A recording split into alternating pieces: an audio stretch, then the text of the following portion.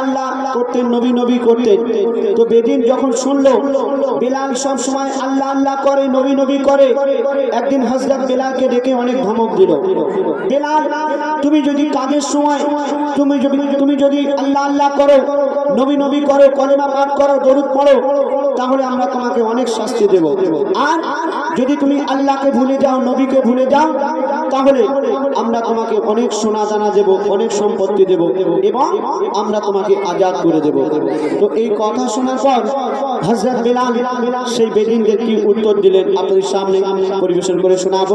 আশা করি মনোযোগ সহকারে শুনবেন। তার আগে একটু বাচ্চারা একটু তাকবীর দাও। নারায়ে তাকবীর, নারায়ে তাকবীর।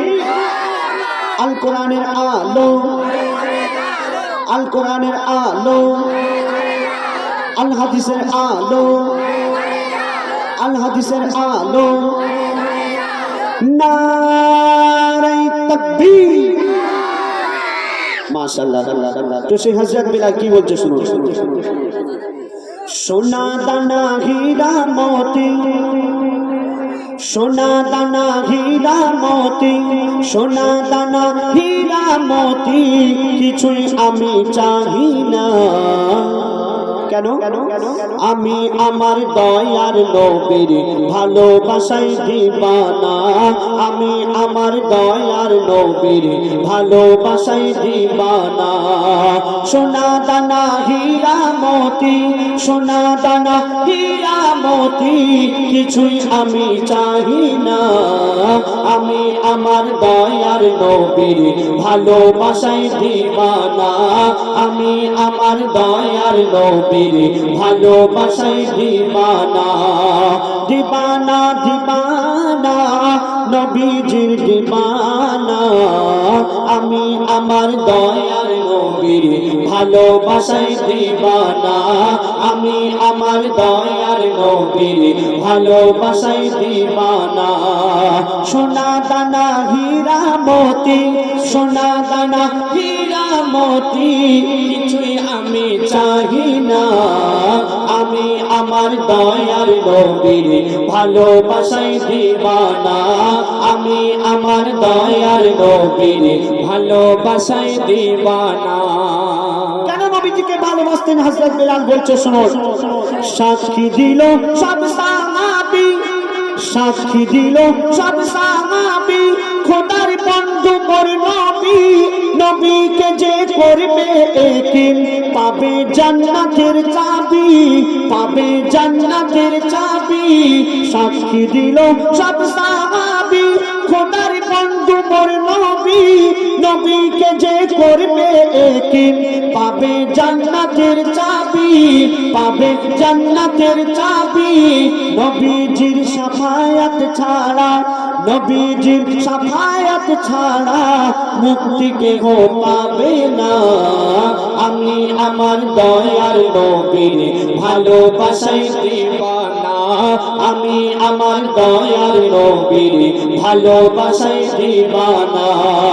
দিবানা দিবানা নবীজির দিবানা, আমি আমার দয়ার নবীর ভালোবাসায় দিবানা, আমি আমার দয়ার নবীর ভালোবাসায় দিবানা।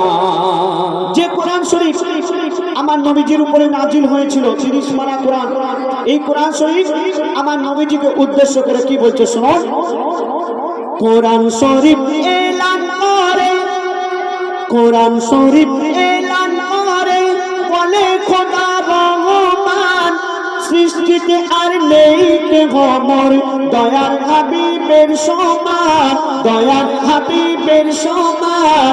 কোরআন শরীফ এলান করে, বলে খোদা রহমান সৃষ্টিতে আর নেই কেহ মোর দয়ার হাবিবের সমান, দয়ার হাবিবের সমান। মুহাম্মাদের নাম ছাড়া ইবাদত, মুহাম্মাদের নাম ছাড়া ইবাদত কারো কবুল হবে না। আমি আমার দয়ার নবীর ভালোবাসায় দিবানা, আমি আমার দয়ার নবীর ভালোবাসায় দিবানা। সোনা দানা হীরা মোতি, সোনা দানা হীরা মতি কিছুই আমি চাহি না, আমি আমার দয়ার নবীর ভালোবাসায় দিবানা, আমি আমার দয়ার নবীর ভালোবাসায় দিবানা। এই গজলটি যিনি লিখেছেন আমার কবি ইয়াসিন সাহেব। তিনি এই গজলটি লেখার আগে স্বপ্নের মাধ্যমে কি দেখতেন সেটা ছন্দের মাধ্যমে তুলে ধরেছেন। আপনার কাছে লক্ষ লক্ষ টাকা আছে, ধন দৌলত আছে, অনেক সোনা দানা আছে, কিন্তু আল্লাহ পাক যদি আপনার না ডাকে, আল্লাহর ডাক যদি না হয়, তাহলে আপনি কোনোদিন হজে যেতে পারবেন না, আপনি কোনোদিন কাবা শরীফ তওয়াফ করতে পারবেন না, আপনি কোনোদিন আমার নবীজির রওজা শরীফ জিয়ারত করতে পারবেন না। আর আল্লাহ যদি আপনাকে ডেকে নেন, তাহলে ধন দৌলত টাকা পয়সা কিছুই যদি না থাকে, আপনি ঠিক চলে যাবেন। কেউ আপনাকে পাঠিয়ে দেবে, আল্লাহর বান্দা, নেক বান্দা। তো কবি ছন্দের মাধ্যমে কি লিখছে শুনুন। স্বপ্ন দেখি ঘুমের ঘরে, স্বপ্ন দেখি ঘুমের ঘরে, কাবা শরীফ পাই মরে, কেউ বা আসে ফরজ হজে, কেউ এসে উমরা করে, কেউ এসে উমরা করে। স্বপ্ন দেখি ঘুমের ঘরে, কাবা শরীফ পাই মরে, কেউ বা আসে ফরজ হজে, কেউ এসে উমরা করে, কেউ এসে উমরা করে। ইয়াসিন বলে না থাকলে কপালে, ইয়াসিন বলে না থাকলে কপালে, যাওয়া তো আর হবে না, আমি আমার দয়ার নবীর ভালোবাসায় দিবানা, আমি আমার দয়ার নবীর ভালোবাসায় দিবানা। সোনা দানা হীরা মতি, সোনা দানা হীরা মতি কিছুই আমি চাহি না, আমি আমার দয়ার নবীর ভালোবাসায় দিবানা, আমি আমার দয়ার নবীর ভালোবাসায় দিবানা। দিবানা দিবানা নবীজির দিবানা, আমি আমার দয়ার নবীর ভালোবাসায় দিবানা, আমি আমার দয়ার নবীর ভালোবাসায় দিবানা, আমি আমার দয়ার নবীর ভালোবাসায় দিবানা। শুনে নিত্য নতুন গজল শুনলেন। এবার একটি পুরাতন গজল আপনারা হয়তো ইউটিউবের মাধ্যমে শুনেছেন, দেখেছেন, বা আশেপাশে আমরা অনেক জায়গায় এসেছি, সেই গজল হয়তো অনেকে শুনেছেন, আজানের গজল। এই গজলটি আমার এক ভাইজান ফরমাইশ করেছেন, আপনার সামনে পরিবেশন করে শোনাবো। তারপর ইনশাআল্লাহ পরবর্তী শিল্পী আপনাদের সামনে আসবেন, তারপর আপনারা শুনবেন।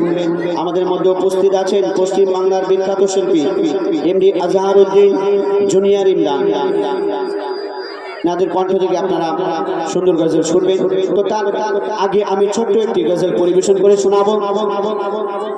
আমার আপনার নবী হুজুরে আকরাম সাল্লাল্লাহু আলাইহি ওয়াসাল্লাম, তার তারিফ, তার প্রশংসা কবি ছন্দের মাধ্যমে কি লিখছে শুনুন। আমি অনুরোধ করব আমার মায়েরা যারা দাঁড়িয়ে আছেন পিছনে, যারা কমিটির সদস্য আছেন, আমি অনুরোধ করব আমার মায়েদেরকে বসার জায়গা করে দিন। কেন দাঁড়িয়ে দাঁড়িয়ে মানুষ কতক্ষণ শুনবে? আমার দাদা ভাইরা দাঁড়িয়ে থাকতে অসুবিধা হবে না, ওনার দাঁড়িয়ে অভ্যাস আছে, কিন্তু আমার